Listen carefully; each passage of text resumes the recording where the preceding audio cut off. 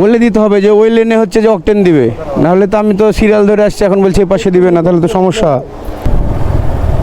তেল শেষ না, তেল শেষ।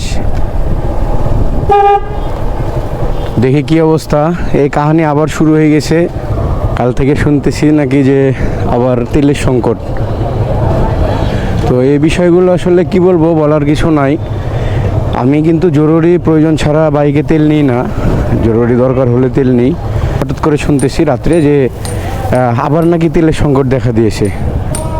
তো এই বিষয়টা আসলে আমাকে এতটা কষ্ট দিয়েছে, যতটা কষ্ট পাইছি এই ঘটনাটা শোনার পর, তার থেকে বেশি আমি হচ্ছে যে রাগান্বিত হয়েছি। কেননা কিছুদিন আগে আমরা কিন্তু এই তেলের সংকট, এই তেল সিন্ডিকেটের থেকে উঠে দাঁড়ালাম, আবার শুরু হয়েছে তেল সিন্ডিকেট। তো আমি শিওর যে এটা হচ্ছে যে একটা সম্পূর্ণ গুজব। সো গুজবে কান দিবেন না কেউ। আমি কালকে সন্ধ্যেবেলায় এই নিউজটা পাইছি, তারপরেও কিন্তু আমি বের হইনি বাইক নিয়ে। কেননা আমি এই সিন্ডিকেটের সাক্ষী হতে চাই না কোনোভাবেই, এই সিন্ডিকেটের সঙ্গে জড়িত হতে চাই না। তো সেই জন্যই আমি হচ্ছে যে আর কি আসিনি। তো আজকে আবার হচ্ছে যে যেহেতু আমার এই যে ইমার্জেন্সি দেখতেছেন যে অলরেডি যে ইমার্জেন্সি হইতেছে, আমার বাইকের কিন্তু তেল নেই। তো এখানে এসে দেখতেছি যে অলরেডি যে দেখেন অলরেডি এই যে সিরিয়াল, কিন্তু আমি অলরেডি সিরিয়ালে দাঁড়িয়ে আছি, একটা সিরিয়াল শুরু হয়ে গেছে। তো এটা আসলে কাদের জন্য? একটা শুধু যে কোনো ইস্যু পেলে আমরা সেটা নিয়ে কি করে লেগে পড়ি। তো রাষ্ট্রীয়ভাবে ঘোষণা আসছে কি যে পর্যাপ্ত পরিমাণ কিন্তু এখনও আমাদের রাষ্ট্রের কোষাগারে কিন্তু তেল মজুদ আছে। আর এই যে গুজবটা ছড়াইছে, আমি চাই যে রাষ্ট্রীয়ভাবে এটা সঠিক তদন্ত করে যারা এগুলো করতেছে, সিন্ডিকেটের সঙ্গে যারা জড়িত, তাদের দৃষ্টান্তমূলক শাস্তি দাবি করছি এবং তাদেরকে আইনের আওতায় নিয়ে আসার অনুরোধ জানাচ্ছি। তো আমরা কিছুদিন আগে বাইকের যে একটা সমস্যার মধ্যে আমরা পড়েছিলাম, যে কিছুদিন আগে একটা সিন্ডিকেটের শিকার হয়েছিলাম, আবার হচ্ছে যে শুরু হয়ে গেছে এটা। তো দাম কিন্তু এই সিন্ডিকেটের জন্য একবার বৃদ্ধি করা হয়েছে, না জানি যে এবারও কোনো এই সিন্ডিকেটের মায়াজালে পড়ে এবার না জানি আবার হচ্ছে যে তেলের দামটা বৃদ্ধি করা হয়।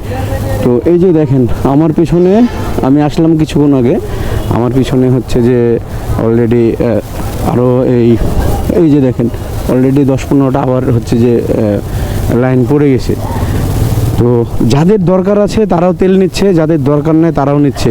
এতদিন কিন্তু এই বাইকারগুলোকে দেখা যায় না। এই যখনই একটা গুজব ছড়ানো হয় একটা বিশৃঙ্খলা সৃষ্টির জন্য, তো এখানে চেক করলে হয়তো বা পাওয়া যাবে যে অনেকের বাইকে তেল আছে, অনেকের বাইকে নাই। আমরা যদি না সতর্ক হই, একটু যদি না বুঝি, তাহলে কিন্তু এগুলো, এই সিন্ডিকেটগুলো ঠেকানো কোনোভাবে সম্ভব না। তেলের কোনো সংকট নেই, তেল কিন্তু পর্যাপ্ত পরিমাণে আছে।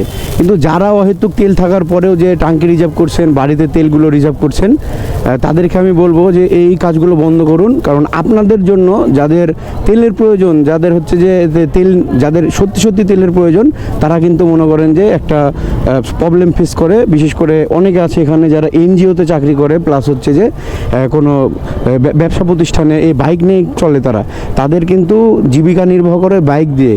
তাদের কি হয়, আপনাদের জন্য কিন্তু আমরা সাধারণ যারা বাইকার আছি, যাদের বাস্তবে তেল প্রয়োজন হয়, তারা কিন্তু এই সমস্যাগুলো ফেস করি। সো আপনারা অহেতুক কেউ পাম্পগুলোতে এসে এরকম ভিড় জমাবেন না, গুজবে কেউ কান দেবেন না। পর্যাপ্ত পরিমাণ তেল আছে। দেখেন আপনারা, আমরা যদি এই প্রয়োজন ছাড়া এই পাম্পগুলোতে ভিড় জমাই, আমরা নিজেরাই কিন্তু এই সিন্ডিকেটগুলো তৈরি করছি। সো আপনাদের কাছে অনুরোধ করব, যাদের তেলের দরকার নাই, প্লিজ দয়া করে কেউ এই পাম্পগুলোতে এসে ভিড় জমাবেন না, আর এই সিন্ডিকেটের সাক্ষী হবেন না।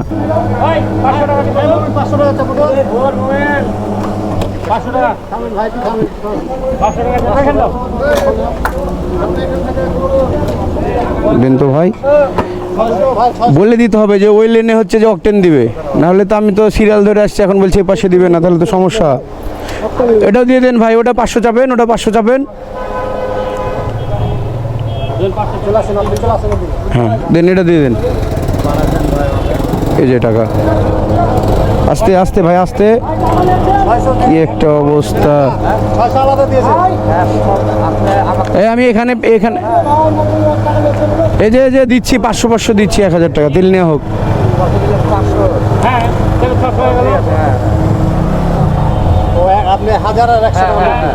ঠিক আছে,